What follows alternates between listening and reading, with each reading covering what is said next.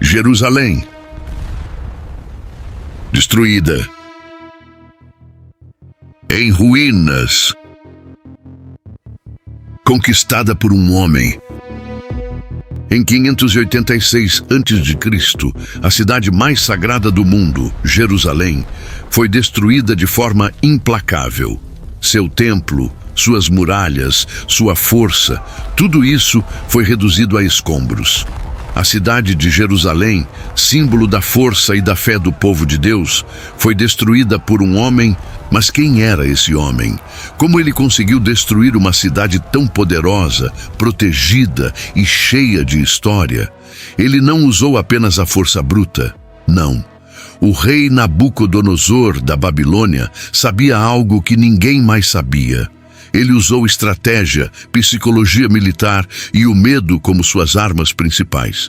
Hoje vamos desvendar o mistério de como um homem dominou e destruiu a cidade de Jerusalém. O que Nabucodonosor sabia que ninguém mais sabia? Vamos descobrir agora. Mas antes de continuarmos, se você ama estudar a Bíblia e deseja entender mais histórias como essa, não se esqueça de se inscrever no canal Discípulos da Bíblia e deixar o seu like. Vamos juntos explorar o que Nabucodonosor fez para destruir Jerusalém e o que ele sabia que ninguém mais sabia. Nabucodonosor, o rei da Babilônia, governava um império imenso e poderoso. Mas para entender como ele destruiu Jerusalém, precisamos olhar para a sua ascensão e como ele se preparou para dominar o mundo. A Babilônia não era apenas um império militar forte, mas também estrategicamente posicionada. Nabucodonosor sabia que para garantir seu poder, ele precisava controlar as rotas comerciais e as principais cidades da região. Jerusalém, localizada entre dois grandes impérios, era o ponto estrategicamente crucial. Ele não queria Jerusalém apenas pela força de suas muralhas, mas porque ela representava um poderio militar e espiritual. Controlar a cidade significava garantir domínio sobre a região. Nabucodonosor sabia que Jerusalém seria o prêmio final em sua conquista.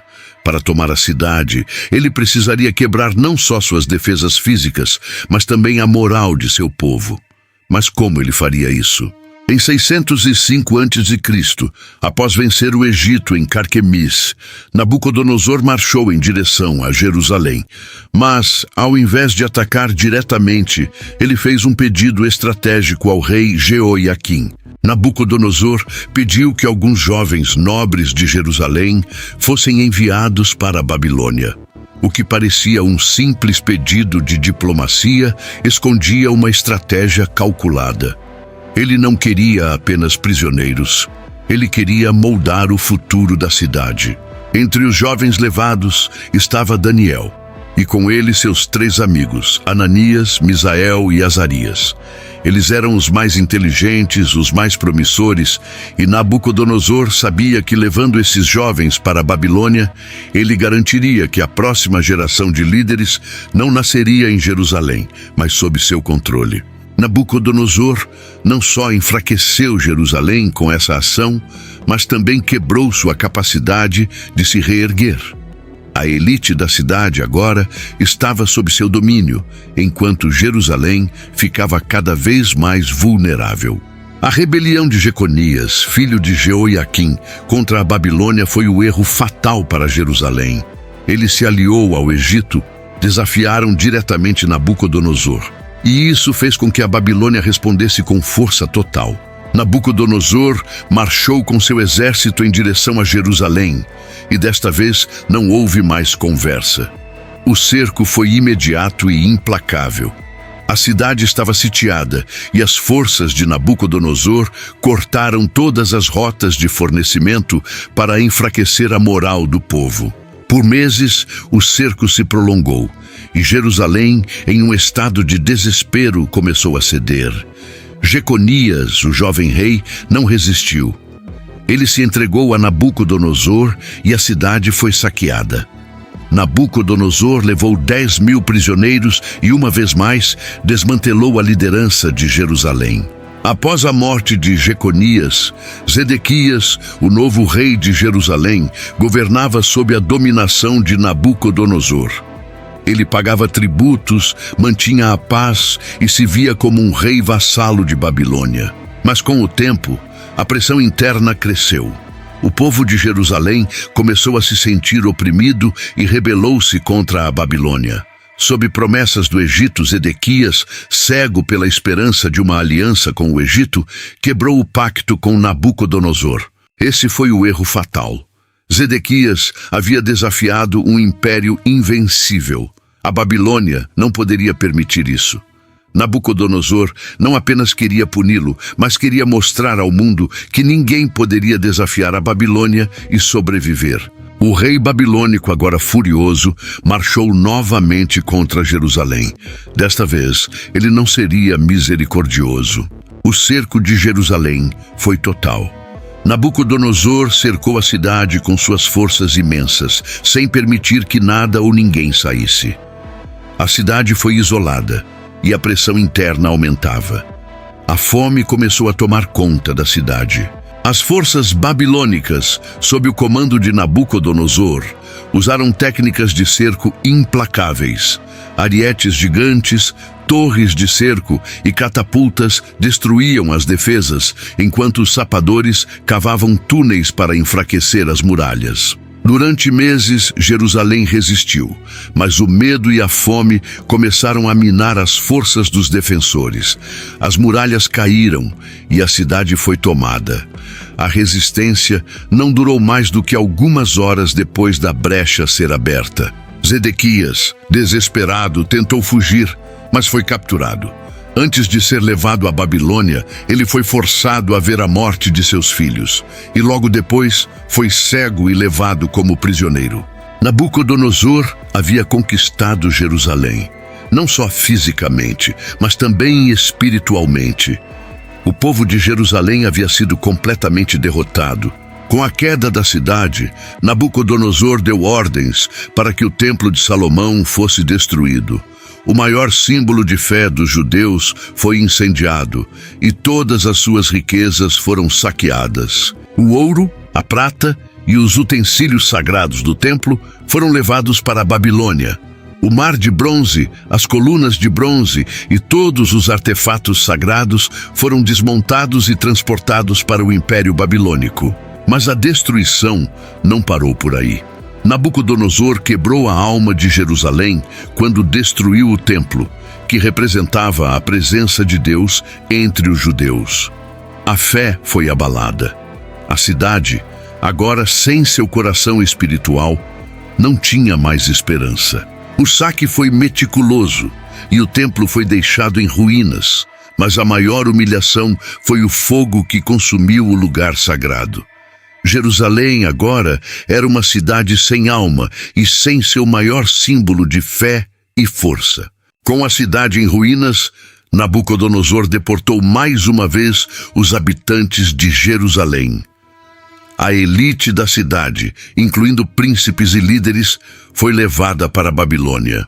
10.000 prisioneiros foram levados para o cativeiro, incluindo artífices, soldados e intelectuais. Nabucodonosor não queria apenas derrotar a cidade, ele queria garantir que Jerusalém nunca mais fosse uma ameaça. Ao levar os líderes, ele destruiu a capacidade de reconstrução da cidade. Os pobres foram deixados para trás. Jerusalém foi abandonada. Não restou mais nada além de ruínas e recordações de um império perdido. A cidade, que antes era vibrante e cheia de vida, agora estava desolada. Os muros estavam despedaçados, o templo queimado, e o povo se espalhou pelo mundo como refugiados. Nabucodonosor tinha completado sua missão. Jerusalém estava sem líderes, sem estrutura, sem recursos e sem forças para se levantar novamente. A cidade não perdeu só pedras e muros, perdeu direção, perdeu comando e perdeu esperança. Para garantir que Jerusalém nunca mais voltasse a ser uma ameaça, a Babilônia fez algo estratégico. Levou embora aquilo que mantém uma nação viva: riqueza, organização e capacidade. não era só conquistar, era impedir qualquer recomeço. Até o mar de bronze, símbolo de grandeza e força, foi destruído e transformado em carga. O que antes era majestade, agora virava despojo. Jerusalém estava sendo desmontada por completo, por dentro e por fora. E então ficou claro, não era apenas uma vitória militar, era uma humilhação espiritual. Sem o templo, Jerusalém perdia o seu maior símbolo de fé e identidade. O coração da nação tinha sido arrancado. Mas a Bíblia mostra que mesmo quando tudo parece acabado, Deus ainda está no controle. A destruição não foi o fim da história do povo de Deus. Jeremias já tinha alertado que aquilo aconteceria por causa da desobediência e da dureza do coração. Ainda assim, ele também anunciou que o cativeiro não seria para sempre. Jeremias falou de restauração. Mesmo com Jerusalém destruída, Deus não tinha desistido do seu povo. A disciplina seria dura, mas teria propósito. A promessa era clara. Haveria retorno, haveria recomeço, haveria reconstrução. E quando isso acontecesse, não seria apenas uma obra de pedras, mas uma mudança espiritual. Porque o maior objetivo de Deus nunca foi só manter uma cidade em pé, e sim levantar um povo com fé verdadeira, arrependimento e dependência do Senhor. A queda de Jerusalém, então, se tornou uma lição histórica e espiritual. Quando um povo abandona Deus, tudo pode desmoronar, por fora e por dentro. Mas também se tornou uma prova de esperança. Deus corrige, mas não abandona. Deus disciplina, mas também restaura. E é por isso que essa história não termina em cinzas. Ela aponta para um futuro onde Deus ainda pode levantar o que foi destruído. Mesmo quando parece que não sobrou nada, Deus continua sendo Deus, e a promessa dele continua valendo. A verdadeira pergunta é: o que essa história ensina para nós hoje? Sobre fé, sobre escolhas e sobre o preço de se afastar do Senhor. Jerusalém caiu, mas essa queda não foi só de muros, foi um alerta espiritual.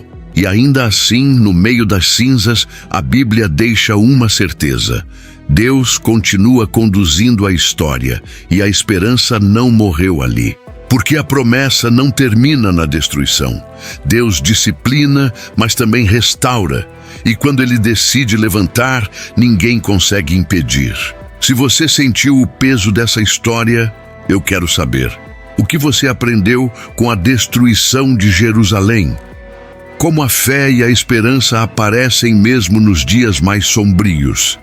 Escreve aqui nos comentários. E agora vem a pergunta que muda tudo. Jerusalém foi reconstruída? Se você quer a continuação, comenta agora. Quero parte 2. Na parte 2, eu vou te mostrar como Deus abriu o caminho para o retorno e como Jerusalém começou a se levantar depois das cinzas. Até o próximo vídeo. Deus abençoe.